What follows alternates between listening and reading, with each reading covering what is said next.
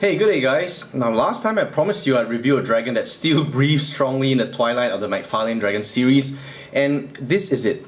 This is a Series 7 Warrior Dragon, and interestingly I believe this is actually the very first McFarlane Dragon I got for myself.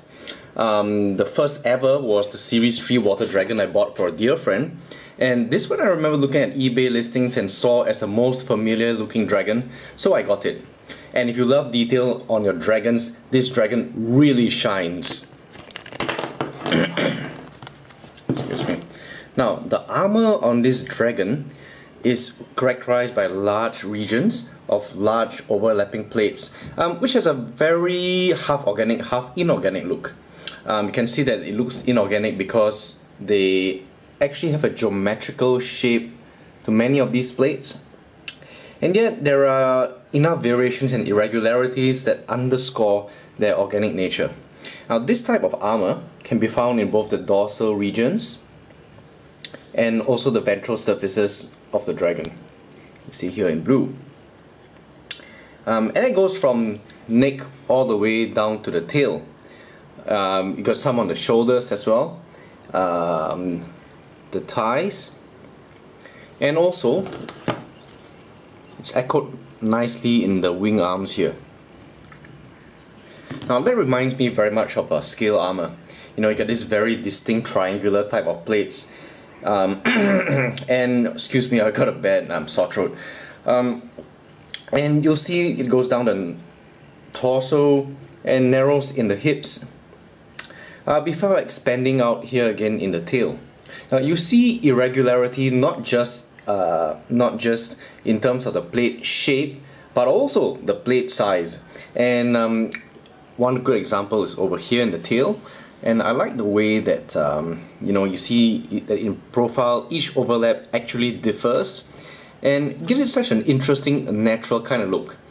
Now, on the tail segment, there is a part where these plates are gone, revealing the underscale that you'll see elsewhere. And looks like, you know, they might have been lost in battle. And again, it's one of those little things that make it look so lifelike. And finally, you see a reappearance of the excuse me, of the plates here, and then they transition very nicely into a barb at the end. Now, this type of scale is also echoed down here, the front thigh of the dragon, and like I said, with on the wing arm, making the whole dragon look not just extremely sturdy, but very, very well protected too. On the underside, you see a rather similar but not exactly the same type of scale and arrangement. And you know, I just love the way these plates just seem to fit together so nicely, especially in the chest area. And then they taper down as you get down to the tail, until you reach here where it becomes just one single plate. And then down in the barb area, there's a transition to yet a different type of scale. See here, really, really nice, and I think it's really amazing that they did all that, because they could easily have skimmed on these details, but they didn't. And also, you'd have to be looking really hard to notice these things. So it really rewards people who love their dragons and want to scrutinize every single inch of them. Protecting the shoulder is yet a different type of arrangement, giving a bit more chevron-like appearance. And again, if you look down here in the serratus area here, there is yet a different type of plate. And this is actually interesting because they've bothered to do that even though you'd have to look really, really hard to notice them, because the colors here are very close together. So you have to be looking really, really hard. Now, a common feature to these bigger plates is this stippling effect. Now that looks nice enough until you go a bit closer, as I'm trying to do here, and you realize that it's actually a kind of pitting process that's been applied.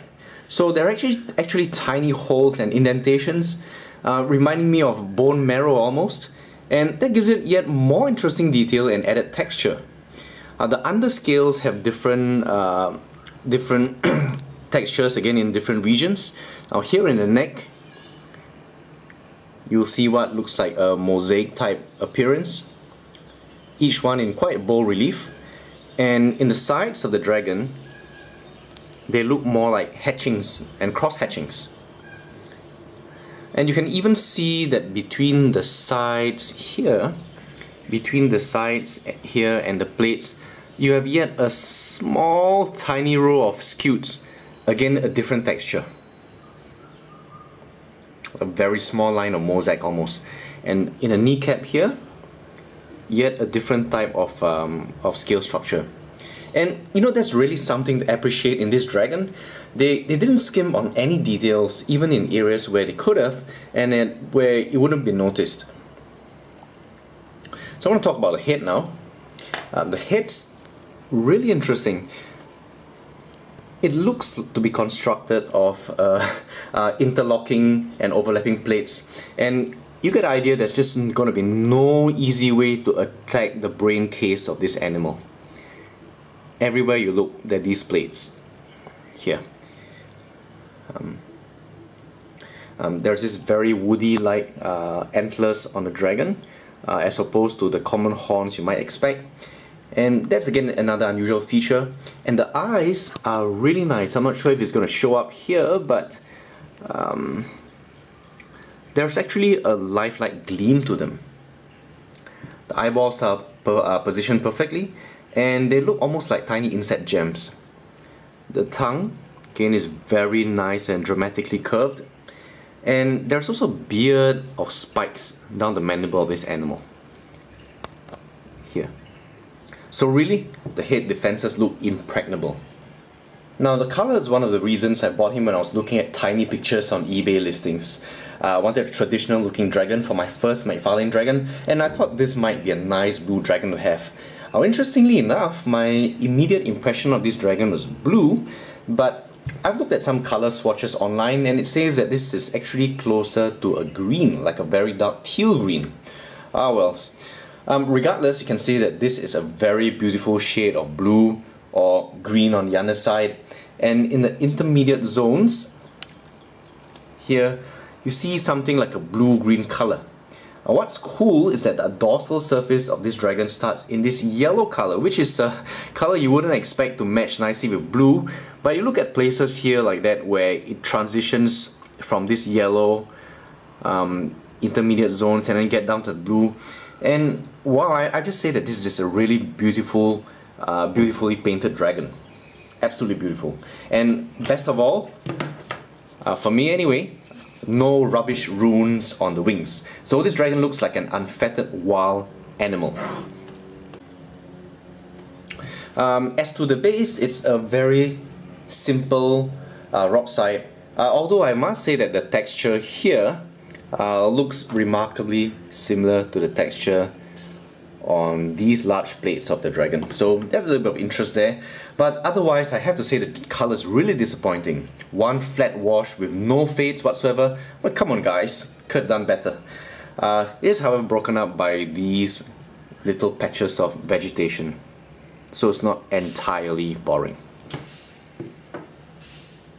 Oh yeah, just putting together the dragon, I realized that one thing I didn't mention is that even in the wing, you've got really a variety of textures to the scales. We've talked about these plates before, but if you look at the main supporting strut, you have a series of interlocking plates up here, like a nice ridge, followed by these hatches across, and then here you've just got a series of cross hatchings across that part of the wing finger. Texture on the wing membranes is as expected for McFarlane dragons. So again, really very, very thoroughly detailed dragon throughout. Now I'm going to put the dragon together. So here's the dragon put together, and you know, when you see the whole thing, you can't help but marvel at, you know, the beauty, ferocity, and the absolute detail on this piece. It's like a traditional Dungeons and Dragons type of dragon in terms of the pose, as well as maybe these humanoid looking arms. And you could certainly think of it as a traditional blue dragon if you like. But when you start noticing detail, one thing draws your eye to another. You know, it just flows. And you'll see that this really is a representative of why the McFarlane dragons are generally so good. The detail, again, the color, the dynamic nature of the pose, looks good from almost any angle, all make for a very incredible combination. To me, it's a wonder and a reminder of how a mass-produced, relatively cheap, well, for that time anyway, not if you purchased off eBay like I did, how a mass-produced figure like this can be incredible. It can hold its own against more expensive offerings and still stands up to the test of time. To me, this dragon really is, at this stage of the line's decline, is a defined reminder why the McFarlane dragons were still some of the very best there are. And it's a fitting reminder again of how many more works of art could have been produced if the line had just continued. So that's it, guys. I'll see you, I won't dare say soon, but I'll certainly see you again.